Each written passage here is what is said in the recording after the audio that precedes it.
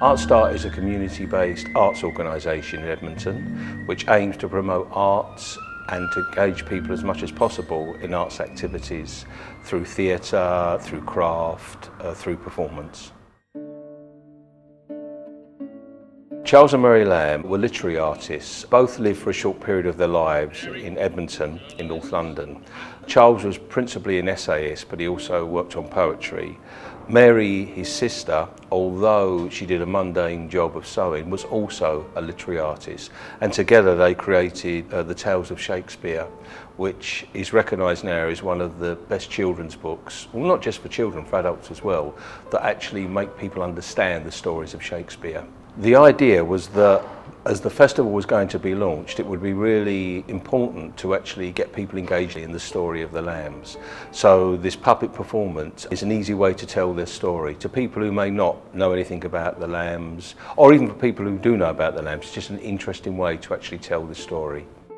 Initially, after reading the script, I began doing preliminary sketches and tried to include elements of Mary and Charles' life. So the set is basically a padded cell which is interwoven with shirts. Mary spent a lot of her time sewing shirts.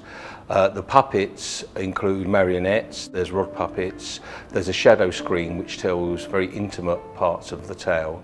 The production has quite serious moments but also quite comedic moments. As part of the story, Mary is sent to an asylum, and for those two scenes where she actually engages with a nurse, the first time we see the nurse, she looms over the set, so it creates an effect. Giant arms come through the set, she appears over the top and completely dwarfs Mary, who is actually on the stage at that point in her straitjacket. Later on, when the tables are slightly turned, where Mary is much more confident, where she's much more together, Nurse is almost reduced to a Judy character that you would see at the end of the pier with Punch and Judy. The soundtrack is one continuous piece.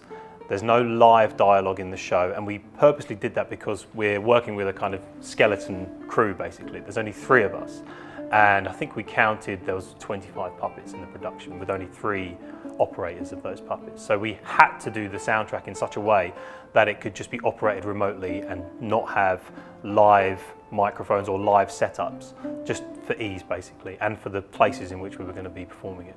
The most important part was making sure that the dialogue or the kind of message that the story gives gets across to the audience.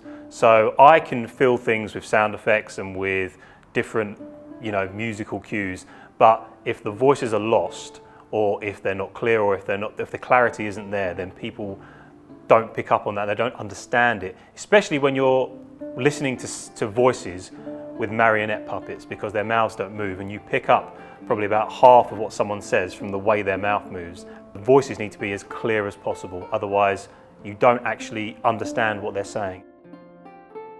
I would think it was aimed primarily at anybody probably over the age of 11. That's not to say that younger children couldn't enjoy the performance, but there's certain elements which are quite dramatic, and that could perhaps cause some concern for parents who had very young children to watch it.